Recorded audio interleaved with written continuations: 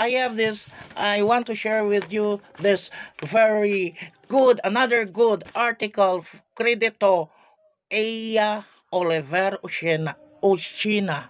I do not know how to pronounce his name, but I really I really idolize, I really admire his writings or articles. I do not know if he's the original author of this article, but I really appreciate his writings, his articles. I really followed him. So follow and share share the page of Iya Oliver Oshina, his Facebook page. Thank you and credit to you.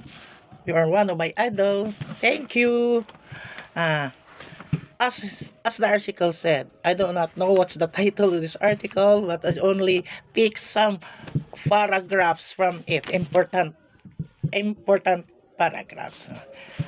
There it goes. Please understand my English and pronunciation because I am not good. I'm not good in English and pronunciation because I am a Bisaya. I am a Bisaya. So thank you. As I said, the article said, nothing in life is worth fighting for. Your best clothes is someone's rug. Your account balance is someone's donation at a function. Your girlfriend, your boyfriend, your fiancé is someone's ex.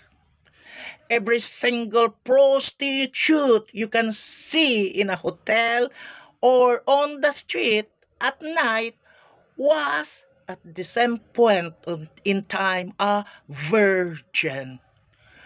So what is the squabble all about? Life is too small to feel bigger or better than anybody. We are all naked to death, says Steve Jobs. Nothing can save us from it. I hate to see people who brag about wealth, beauty, intelligence, level of education, fame, material possessions. There's nothing you have achieved in life that no one else has never gotten. There's only one thing that is worth bragging, which is life in God Almighty.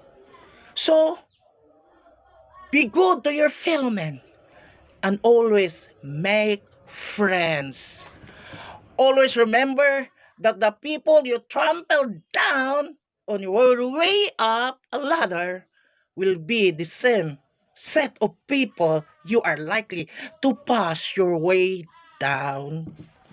So, cause no problem for other because if you do, they will become your very problem one day. Finally, even banana stems will one day become dried leaves. So do not be driven by material possessions. It will soon grow old and die. Always be good. Always be good. And this is really a very good article.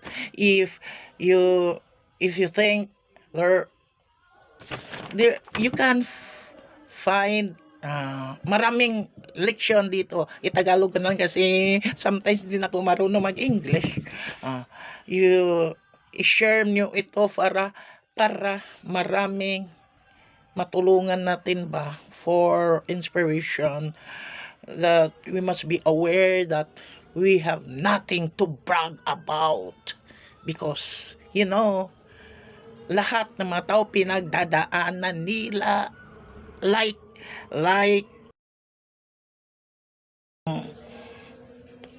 basta ganon baka bawal ni Mita, sorry. Anyway, we are all naked to death. Mamatay tayo na naked, di ba? There's nothing to brag about. Material possessions, mawala lahat yan pag mamatay tayo, diba? So be good always to your fellow men and make friends. Thank you. God bless us all. Thank you for your support. This is Inspiration Kulot, and I have also a YouTube channel, Inspiration Kulot, and my profile Facebook account is Nympha Galiantes Salisi. Mga langga, love you.